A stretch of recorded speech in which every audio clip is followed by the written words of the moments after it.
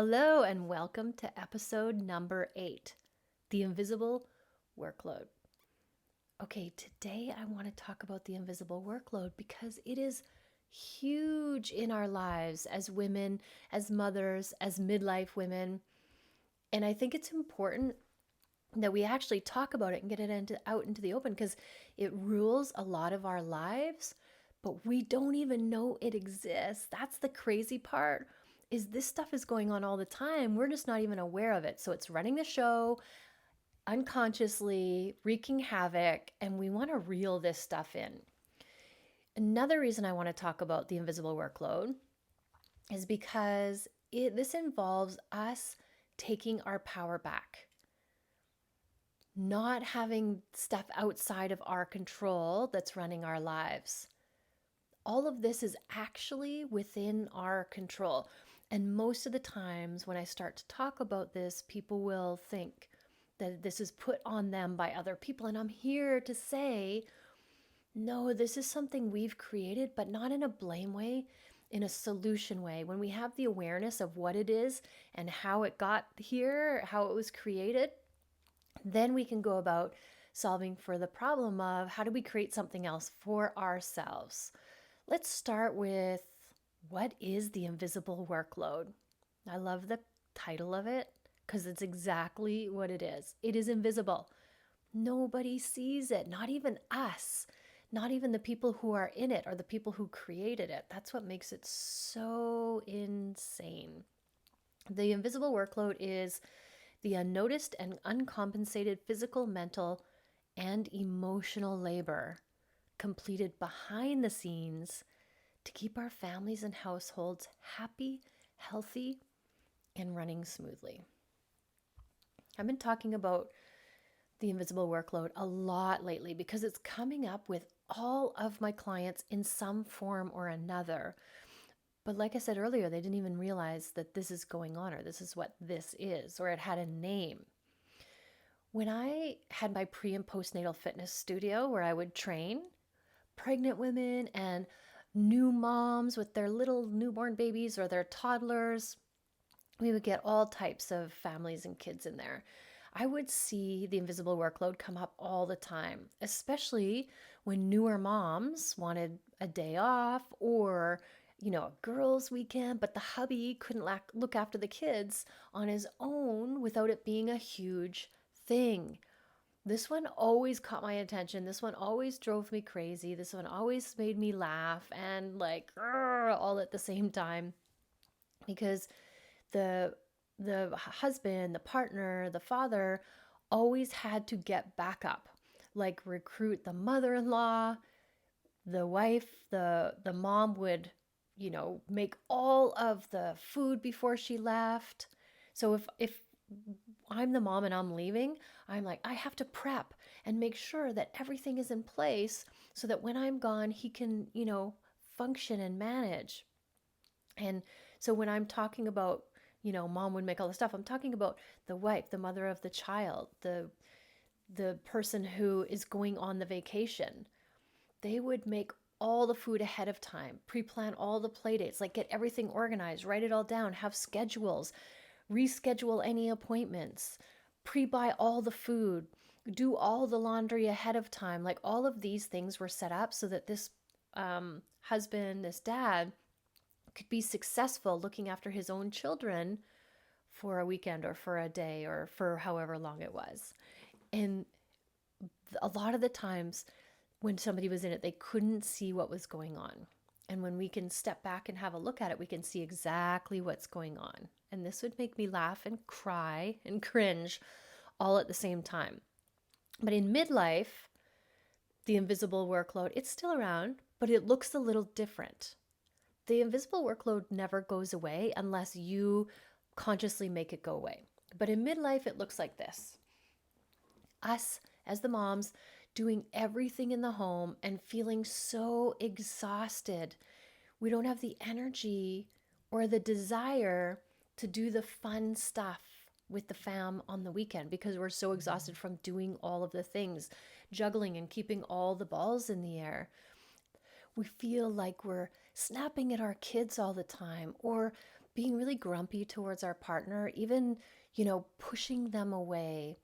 And what builds up is resentment. You start to resent your partner, and it starts off really small at the beginning, and then it just turns into like, this is how we live our lives. We're battling against each other, we're pushing each other away, we're not coming together as a team and helping each other out. And we don't know what's happening because it sneaks up on us. And then all of a sudden, we're just in a spot where we are resenting our partner. And it's not cool. It's not fun. And especially when we're snapping at our kids and we're tired and irritable and we just don't want to partake. It's so much fun to do all the family things, especially when the kids are young and they want to hang out with us. We don't want to miss out on that. We want to really enjoy those times. I know when I get triggered, I'll mumble under my breath, like when no one's around and I'm doing all the work, and I'll get so mad. I'll like say what I'm really feeling out loud, and it'll be like something like, I guess I'm the only one that could do, like, I'll do this because I guess I'm the only one who could ever do this, ever. Like, nobody else could possibly do this. And I'm saying these things, and then I listen to myself and I catch myself and I laugh because I'm just venting, but these are the thoughts that are going on in my head. So when I'm not saying them out loud, I'm not aware of them and they're just running the show and I'm just feeling angry or resentful. But when I say them out loud, I'm like, oh, yeah, no wonder I'm angry and resentful, because I'm thinking these thoughts like, yeah, of course I'll clean up this mess, or of course I'll take all the garbage out and do all the recycling because I'm the only one who does everything. Like, I have to do everything around here. And so when I say it out loud, I can see it for what it is. And then I can understand what thoughts are causing this. So what is it that you mumble to yourself when you get triggered? I'm just curious. Today, I want to talk about what the invisible workload is so we can shine a light on it and start to change it. The first step to changing anything is always awareness. The reason we aren't aware of it is because we started it when our kids were first born. So it's sheer survival. When our kids are born, the mama bear instinct kicks in, and we do everything for our kids to keep them alive, because if we don't do it, they're not going to survive. And so that's what we're designed to do. That's how the human species is designed to keep progressing, is that we're going to take care of our kids and do everything for them. And this makes sense, right? But our kids aren't always helpless little babies. They do grow up and they slowly become more independent. It's not like they wake up one morning and they're all of a sudden independent. It's a little bit every day, but we don't grow and change with them. We don't allow for that. We're still in the process of us doing everything for them. We keep doing everything for them. And one of the main thoughts that created the invisible workload in the first place was, from when they were little babies, when they were first born, was, only I can do this. Or, only I can do this right. And I hear this all the time. And I too did this. It's like, no, only I can do this right. If anybody else does it, then they'll do it wrong and I'll just have to redo it. And that means more work for me. And you can see how this line of thinking creates more work for you because nobody else can do it. And so we're kind of like not allowing anybody to help us out. This is from when, our baby first arrived on the scene, just sheer survival. And we never challenged it. Or we never changed it as our kids started to get older and became more independent. And so here it still is, running the show. But it's getting bigger, because when you do something every single day over and over and over again, it becomes ginormous. It's just who you are. You don't even think about it anymore. It runs on autopilot. And I know it's hard. Trust me.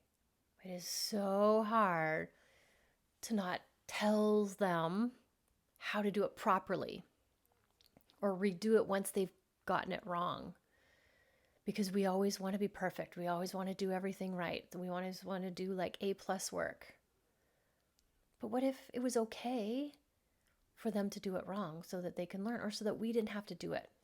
What if letting somebody else do it and it was done poorly or messily or wrong or whatever was okay? What if that was just okay? It's not about how it gets done. It's about letting someone else do it. It's about you not doing it. Because when we don't, we're just training them to just let us do it. Like whatever our kids and our partners are doing, we've trained them to do it. Because they just found this is easy, this is what she wants, so I'm just going to let her do everything, because otherwise I'll get in trouble. It's not because they don't want to do it or they don't know how, but because we've just always told them in all the ways, with our words and our actions and everything, that we will do it all. We'll do all of it because you don't know how to do it right. So just get out of my way and let me do it, right? I know for me personally, I've always had this sneaky subconscious thought that I can do it all. I got this. I don't need any help at all. If I don't do it all, then I'm failing, or I'm not doing my momming job right. Then I'm a failure. I got to do it all. If I ask for help, holy cow, no way. And when I do this, I'm not teaching others how to become independent humans or to receive help. It's okay for me to receive help. That was a tough one for me. But then we're teaching these wonderful humans how to become independent humans who can survive on their own in the world, whatever that looks like for them. Might not be the way we would have done it, but it's okay because they got it done in their way, which feels good for them. And sneakily too, we might do it. Like this sneaky little thing I was thinking is because it makes us feel important and loved when we, are needed. No. It's like they need me to help them. It's funny because as my kids are older and I'm getting ready to go traveling, I find I'm telling them all these things. Oh, when you run the dishwasher, you need to make sure you run the carburetor so the water doesn't overflow. And here's how you make tacos. And they're like, Mom, we appreciate that, but we could YouTube all of this. And it's just in me. I can't help it. It's my mom brain going all the time. And the way I stop it is I think about what I'm about to say and why I'm about to say it. And do I really need to say it? And can I let them learn on their own? It's hard. It's really hard. And I know you know what I'm talking about. So now that we know what the invisible workload is, now that we've brought awareness to it, we can change it. Because the first step of changing something is really naming it and being aware that it exists. And not from a place of I'm doing it wrong, or they don't want to help me, but instead from a place of I created this because it served me at one point, but it doesn't serve me anymore. So what can I create now that serves me and my family best? Not from a place of judgment, but from a place of curiosity. What's possible here? Love being curious. I always get amazing answers and find fabulous solutions when I get super duper curious. And when you do this, you'll ditch the invisible workload forever. You'll create more time for yourself. You'll have more energy to show up for the fun family stuff. You'll be more present when you're hanging with the fam. You'll become more connected to your partner. You start to focus on your wants and needs. So when your teenagers totally ditch you, which they will several times, then you've got your own life full of stuff that lights you up, and you can just jump right into it. So instead of Friday night Netflix and chips, you can go and do the things that you love. And you can let, your people go. You can let them be independent. And you can let them help, and you can let it be messy and ugly and wrong. And it's okay. It's all okay. If you want to learn more about the invisible workload, and some super easy, fun, chill tools that can help you ditch the invisible workload once and for all and create happiness in your midlife, check out my Invisible Workload Masterclass. It's totally free and it's fabulous. I will drop the link in the show notes. Thanks for listening, everyone. Always, always love yourself first and have an amazing day.